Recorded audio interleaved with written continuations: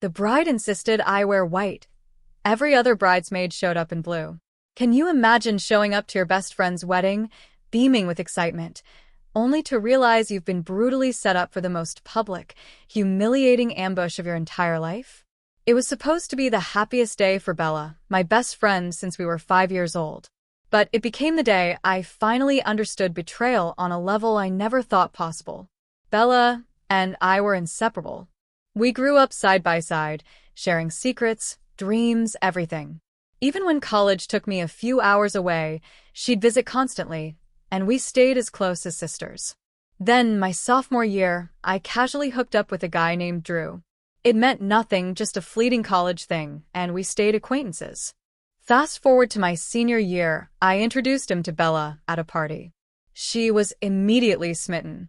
I was totally honest with her, told her our history was casual, and gave her my full blessing to pursue him. And she did. They were dating within months. After graduation, I moved 6 hours away for a job, while Bella and Drew settled back home. Life got busy, as it does, but we always connected for holidays. Last Christmas, at my family's party, Drew proposed to Bella. Everyone was ecstatic. Bella spent the whole holiday talking about wedding plans, swearing I'd be her maid of honor. But then, she went silent. I barely heard from her for months. Calls went unanswered, texts ignored. When I finally got her on the phone, she brushed me off, saying I lived too far away to be in the wedding. She gave maid of honor to her cousin, a woman Bella despised. I was crushed. I offered to fly in for everything, do whatever she needed, but she shut me down. Then I saw on social media she'd had an engagement party, and I wasn't invited. 6 weeks before the wedding, my phone rang. It was Bella. A bridesmaid had dropped out, and she needed me to fill in. I said yes immediately. A wave of relief washed over me. Maybe things were finally okay between us. She told me the bridal party was doing a reverse color palette. The bridesmaids would wear white, and she and Drew would wear black. I already had a simple white slip dress, so I sent her a photo. She approved it with a thumbs-up emoji. I felt like the old Bella was back. The morning of the wedding, I arrived at the venue early. Bella hugged me, and for a moment, it felt like old times. We drank champagne, laughed, and I genuinely thought the rift between us was finally healed. Then, 2 hours before the ceremony, Bella told everyone to get dressed for photos. I changed in the bathroom, feeling a flutter of excitement. But when I walked back into the room, my heart stopped. Every single bridesmaid was in blue. I was the only one in white. My stomach dropped. My brain went numb. White. She told me white. She approved my dress. I had the text. This wasn't a mistake. This was a setup. Bella stood there, in her bathrobe, arms crossed, a sickening smirk playing on her lips. She looked at her cousin and said, "I told you she'd do something like this." Her cousin then marched over, her face contorted in rage. She started screaming, calling me jealous, desperate, accusing me of being in love with Drew. She yelled that everyone knew I was trying to steal him, and this white dress was my pathetic attempt to ruin the wedding. I couldn't speak. I stood there, frozen, the world spinning around me. Bella just watched, a satisfied gleam in her eyes, as if she'd been waiting for this moment forever. I tried to explain, to tell them Bella told me to wear white, that I had proof, but no one listened. The other bridesmaids stared at me like I was insane. Bella's mom came in, gasped, and started whispering furiously. I pulled out my phone, desperate to show them the texts. But when I opened our conversation, the messages were gone. She had deleted them. I looked at Bella, my voice barely a whisper. "Why are you doing this?" Her face went cold. "You know exactly why," she hissed. Then, that sickening smile returned. She told her cousin to get me out before I caused more of a scene. The cousin grabbed my arm, trying to drag me toward the door. I yanked away, shaking. "I'm not leaving until someone explains what's happening," I cried. Just then, the door opened. Drew walked in. He wasn't supposed to see Bella before the ceremony, so everyone froze. He looked around the room, saw me standing there in white, tears streaming down my face. His expression, it changed. He didn't look confused. He looked guilty. Bella's voice sliced through the silence, sharp and angry, asking what he was doing there. Drew ignored her. He just kept staring at me. Then he spoke my name, soft and sad. "I'm so sorry," he whispered. "I should have told you." Bella's face went paper white. "What do you mean by that?" she shrieked. I looked between them, completely lost. "What should you have told me?" I pleaded. Drew opened his mouth, but Bella's cousin grabbed my arm again, her nails digging in. "You need to leave now," she spat. I pulled away, my blood starting to boil. "No," I said, louder this time. Drew took a step toward me. Bella screamed at him to stop. The room went dead silent. Then Drew took a breath that shook his whole body. He looked at me, his eyes older than they were moments ago. "There's something you need to know," he said, his voice raspy. "Something Bella's been hiding for over a year. Something that explains everything." He paused, the tension in the room suffocating. "Bella and we've been trying to have a baby for over a year. Everything. Doctors, tests." He swallowed hard. 3 months ago, we found out why it wasn't working. I'm infertile. Always have been. Something about my medical history makes it impossible. The room was so quiet, I could hear someone's phone buzzing across the floor. Everyone was doing the math. If Drew couldn't have kids, ever, then our hookups in college couldn't have resulted in anything. The cousin's jaw dropped. A bridesmaid gasped, covering her mouth. Bella's face, which had been red with anger, drained to an ashen white. Bella started screaming. She yelled at Drew, demanding to know why he would humiliate her on her wedding day, in front of everyone. Her voice cracked, shrill and desperate. But Drew didn't back down. He said he was tired of lying, tired of watching her torture me for something that wasn't my fault, or his. He couldn't let it continue. Bella grabbed a makeup table, her knuckles white. She told him to shut up, to get out, that he was ruining everything. But he just stood there, looking at her with something that might have been pity. My brain was still trying to catch up. What did his infertility have to do with me? What does any of this have to do with why Bella hates me now, why she cut me out and set me up with this dress thing? I asked, my voice raw. Drew turned to me, his face exhausted. He said Bella had convinced herself I got pregnant back in college, that I had an abortion and never told anyone, that I was hiding this huge secret from her. The words hit me like a physical blow. I actually stumbled backward. "No," I cried, loud enough to make someone jump. "We always use protection. Always. I never got pregnant. Never had a reason to think I was pregnant." Bella started sobbing, angry, shaking cries. She pointed at me. "Liar. You disappeared for 2 weeks during spring break senior year. You came back different, quiet. You wouldn't talk about where you'd been. Spring break. Senior year. It came back to me in flashes. I got the flu. A brutal one. Knocked me flat. 2 weeks in my dorm room, barely out of bed. My roommate brought me soup. The RA checked on me. I went to student health services twice. I started talking fast, explaining, trying to make them understand. My roommate can verify it. My RA saw me. I have medical records." From the back of the room, a quiet voice spoke. "She's telling the truth." Sarah stepped forward. I was her roommate that year. Everyone turned to her. She was sick the entire break.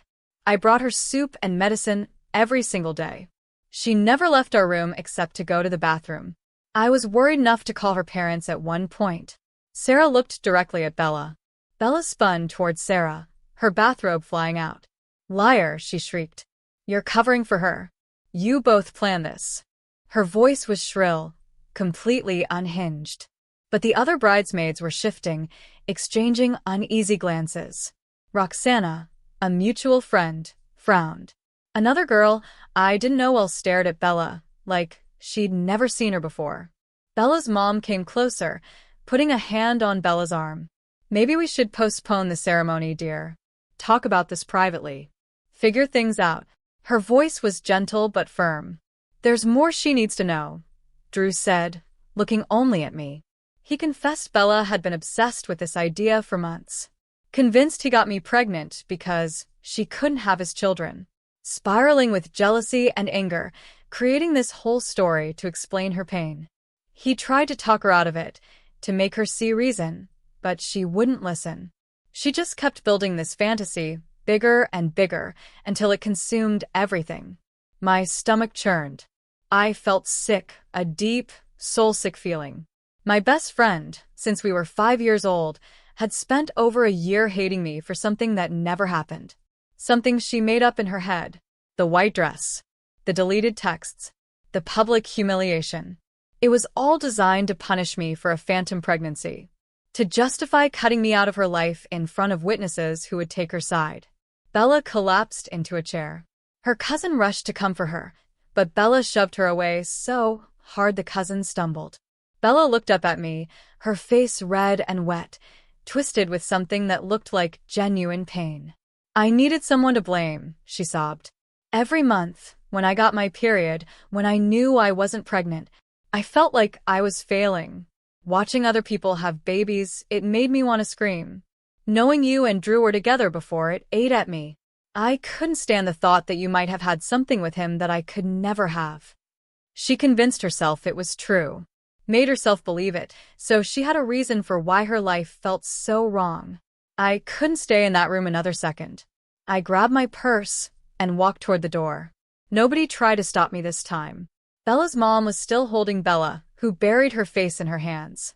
Drew stood frozen, looking utterly lost. The other bridesmaids stared at their phones, or the floor, anywhere but at me. I pulled the door open and stepped into the cool, fresh air of the hallway. My hands were shaking. As I walked toward the stairs, I heard the door open again. Footsteps, quick and light. Sarah appeared beside me. She touched my arm gently. I stopped. Her face looked genuinely sorry. I had no idea what Bella was planning with the dress colors, she said quietly. She told all of us this morning that everyone was wearing blue. If I'd known she was setting you up like that, I would have warned you. I just nodded, unable to speak. Sarah walked down the stairs with me, not saying anything else, just being there. We crossed the lobby where wedding guests were starting to arrive. A few stared at my white dress, but I kept my eyes forward. In the parking lot, I found my car. My fingers trembled as I unlocked it. Sarah stood nearby while I got in. I gripped the steering wheel, trying to make my brain work. Everything felt impossible. My best friend since kindergarten had hated me for over a year, over a made-up story, and then orchestrated this elaborate public humiliation. The cruelty of it made my chest ache. My phone buzzed. Drew. I declined. It buzzed again. Drew. Declined again. Then texts started flooding in. All from Drew. Apologies. Asking me not to leave, saying we needed to talk, that he could explain everything. I put the phone face down. A knock on my window made me jump. Sarah was there, looking worried. I rolled it down. Are you okay to drive? She asked. You look really shaken up. Maybe you should wait a bit. She offered to get me coffee, to sit with me. Her kindness, after all that rage, broke me. I started to cry.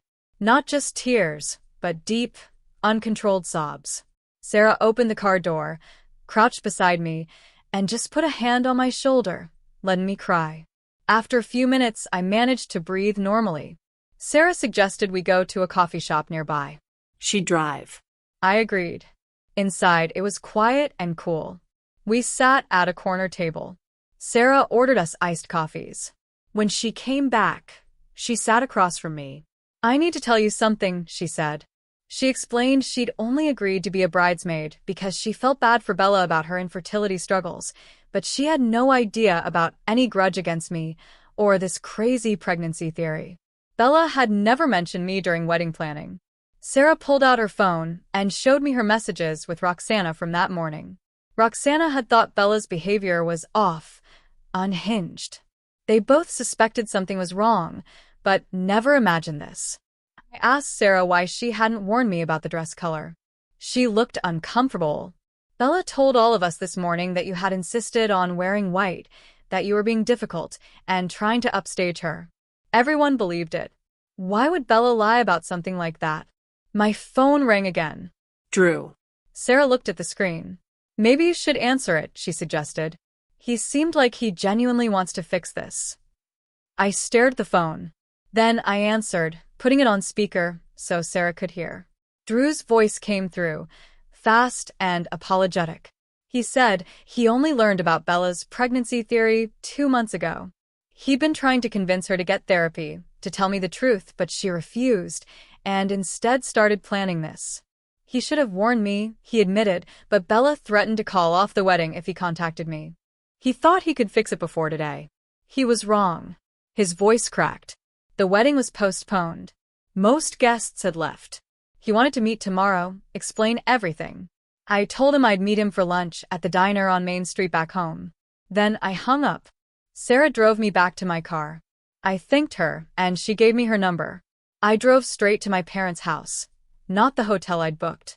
The 40-minute drive was a blur of replaying everything. My mom was watering flowers when I pulled in.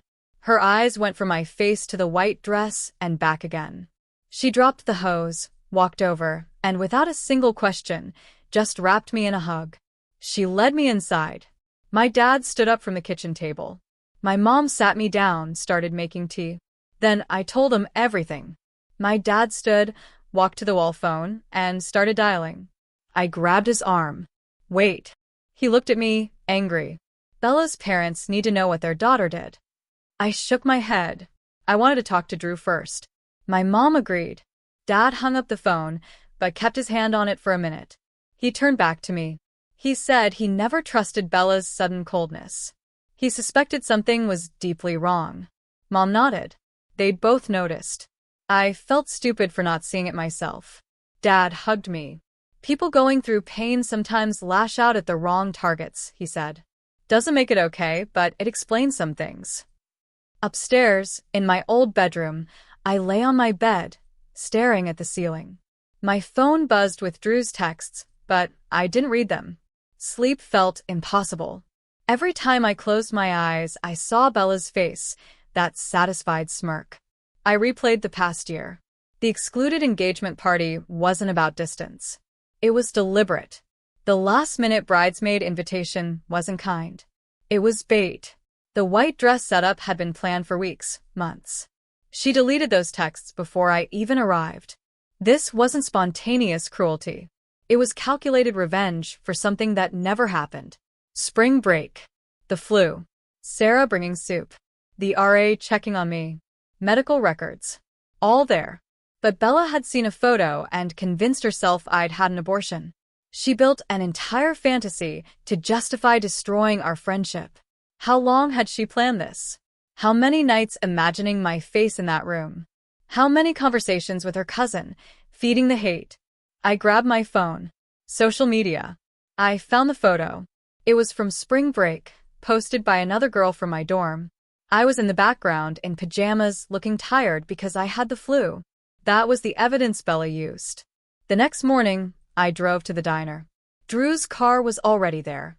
I walked in and saw him in a booth. He looked terrible. Red eyes, dark circles. I slid in. Silence. The waitress brought coffee. Drew started talking. Bella's grief over their infertility had worsened. From sadness to anger.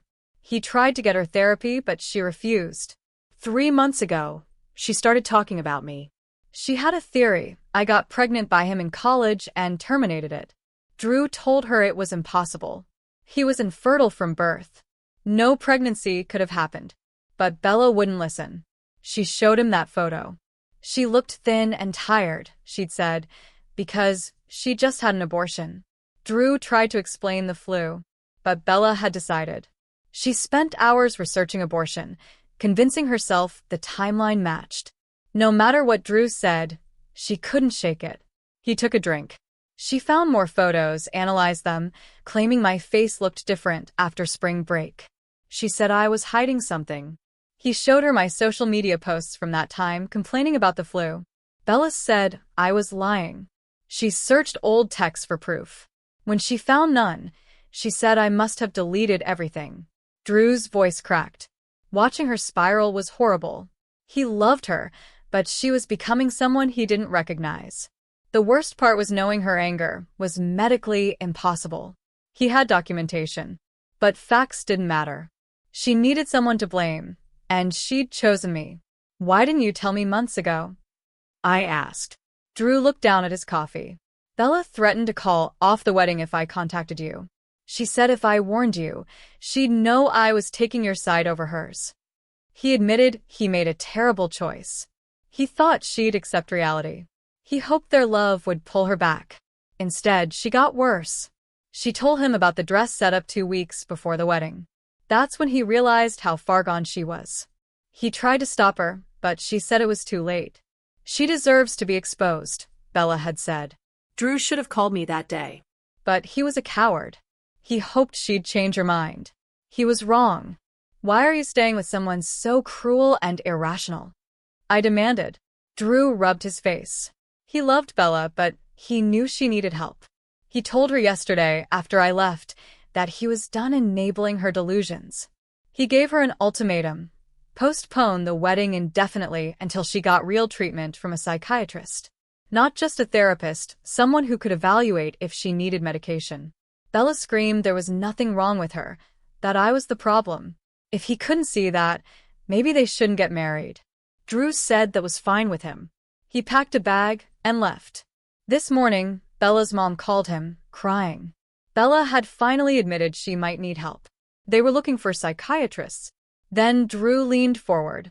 There's more, he said. Bella's cousin had known about the pregnancy accusation for weeks. Not only knew, but encouraged it. The cousin had told Bella she always suspected I had feelings for Drew, that my friendship was fake. The cousin had her own reasons for wanting me out of Bella's life. Drew said she'd always been jealous of my close relationship with Bella. When Bella pulled away, the cousin saw her chance to become the new best friend. She fed Bella's paranoia, helped plan the dress setup, and suggested deleting the text messages. Drew called her toxic and told Bella she needed to cut contact. Bella initially refused, but her mom agreed with Drew. The cousin was being frozen out. I sat back, trying to process it all. Part of me was furious at Bella's calculated cruelty. Part of me felt sorry for her, because she was clearly suffering. But mostly, I just felt sad. Our friendship was destroyed. Even if Bella got help, even if she realized her accusations were false, could I ever trust her again? The white dress setup wasn't a mistake. It was planned revenge. She wanted to hurt me in the most public way possible. That kind of deliberate cruelty didn't just vanish with therapy. Drew asked if I would meet with Bella and a therapist to help her confront reality, to confirm the truth about spring break. I told him I needed time. I was too hurt, too angry. Maybe eventually, but not yet. Drew nodded. He thanked me for meeting him, apologized again. I told him I appreciated his honesty now, even if it was too late. Then I left and drove 6 hours back to my apartment. Over the next week, my phone filled with messages. Some were from wedding guests, apologizing for believing Bella's lies. A few said they felt terrible for not speaking up. Roxana called me directly. She apologized for not questioning Bella's story, admitted it seemed weird, but she didn't want drama. Now, she felt guilty. I told her I appreciated the call. She had no way of knowing. Roxana said other bridesmaids felt the same. I told her it was okay if they wanted to contact me. I wasn't angry at them. They were victims of Bella's manipulation, too. Sarah and I texted constantly. She sent me screenshots of Bella's cousin's social media posts, still spreading lies. I felt sick, but Sarah told me not to engage. Anyone who mattered knew the truth. My mom noticed I was upset and suggested I talk to a professional. Betrayal like this didn't just go away. I scheduled an appointment. In that first session, my therapist told me something that stuck with me. Bella's behavior wasn't about me at all. It was about her own pain and inability to cope. You didn't cause this, she said, and you couldn't have prevented it. I left feeling lighter. 2 weeks later, Bella's mom called. I almost didn't answer. Her voice was shaky, tearful. She apologized for not seeing how bad things had gotten. Bella started therapy 3 days after the wedding. Diagnosed with severe anxiety and depression triggered by infertility. Bella was slowly accepting her accusations weren't real. It was a long road. She asked if I would read a letter Bella wrote as part of her therapy. No pressure to respond. I agreed, despite my reluctance. The letter arrived 4 days later. 6 pages of Bella's handwriting. She started by saying she understood if I hated her. She explained how the infertility diagnosis shattered her, how she spiraled, convincing herself of the pregnancy theory. She knew logically it made no sense, but the delusion felt real. She took full responsibility for the cruelty, said our friendship was over because of her actions alone. She didn't ask for forgiveness or contact, just wanted me to know she was getting help and understood the damage. I read it 3 times. Part of me was still angry. Part of me was sad for the friend I used to have. I wrote a short response. I appreciated her honesty. Hoped therapy helped her heal. I needed space and time. This boundary was for my well-being. I mailed it, feeling a strange sense of closure. 3 days later, Drew texted. He and Bella were taking a break, so she could focus on treatment. He was staying with his best man. He thanked me for reading Bella's letter, said it meant a lot to her healing. I didn't respond. The next 3 months were a blur of work, rebuilding my routine. Sarah and I met for dinner, became true friends. I joined a book club, started running. Focused on my job. Then Samuel, a guy from work, asked me out. I was surprised but ready to say yes. On our 4th date, I told him everything. He listened carefully. Anyone who could plan that kind of public shaming has serious problems, he said. It wasn't your fault. I'm glad you got away from that situation. We kept seeing each other. Sarah visited one weekend. She told me Bella's cousin got caught lying about other things to mutual friends. People started questioning her version of wedding events. She was out of Bella's inner circle. Justice in a weird way, Sarah said. I agreed. Thanksgiving week arrived. I drove the 6 hours home, my stomach a knot of nerves. My parents were thrilled to see me. That night, my dad asked about Bella and Drew. I told them about the letter. My mom's face softened. She hoped Bella got help but said she was proud of me for setting boundaries. Dad squeezed my hand. Thursday morning, I met Roxana and 2 other bridesmaids at a coffee shop. Roxana hugged me immediately. The others looked genuinely uncomfortable. Roxana apologized for believing Bella's story, admitted it seemed out of character for me, but she'd been so focused on supporting Bella. The others nodded, adding their own apologies. One admitted she suspected something was off when Bella deleted those texts, but she was too scared to speak up. They talked for an hour, explaining how Bella had painted me as obsessed with Drew for months. I listened, and my anger slowly drained away. These women weren't the enemy. They'd been manipulated, just like me. I told them I appreciated their honesty, that I didn't hold grudges. We talked for a bit longer, and it felt surprisingly normal. Friday afternoon, my parents told me Bella's parents had invited them to dinner. Bella was doing much better in therapy, had accepted the truth, and was working through her issues. They weren't pushing for reconciliation, just wanted my parents to know Bella understood the damage. My mom said Bella's mom cried, apologizing for not seeing how sick her daughter had become. I didn't know what to say. Part of me was relieved Bella was getting help. Another part was angry that everyone expected me to be okay with it all because she was struggling. I told my parents I needed time. They understood. December flew by. Samuel and I saw each other twice a week. I felt something real starting to grow. I asked him to come home for Christmas. He said yes, excited. My parents loved him. My mom pulled me aside on Christmas Eve. She was glad I found someone who treated me with respect. She'd worried about me, but seeing me with Samuel made her feel better. I hugged her, realizing how lucky I was. Samuel fit into my family so naturally, it felt like he'd always been there. January brought a fresh start. Sarah texted exciting news. She got a job in my city and was moving into an apartment near mine. We met for dinner the night she arrived. She said something that stuck with me. Something positive came from that terrible day. We built a real friendship based on honesty, instead of that fake relationship you had with Bella. She was right. Our friendship felt solid in a way Bella's never had. One Saturday afternoon, I ran into Bella's mom at a coffee shop in my hometown. She saw me first, walked over, a nervous smile. We talked for 10 minutes. Surprisingly warm. Bella was genuinely well in treatment, making amends with others she'd hurt, learning to take responsibility. We hugged. Strange sense of closure. 6 months after the wedding disaster, I got a final message from Bella. She was moving to a different state for a fresh start. Wished me well. Thanked me for setting boundaries. Said my response to her letter helped her accept responsibility. She didn't ask for forgiveness or to stay in touch. Just wanted me to know she was grateful for how I'd handled everything. I read it 3 times, then wrote a short response wishing her luck. I meant it. I hoped she found peace. But our friendship was over. And I was okay with that. Samuel and I celebrated our 6-month anniversary at that same restaurant. Over dessert, he took my hand. He was falling in love with me. My heart jumped in a good way.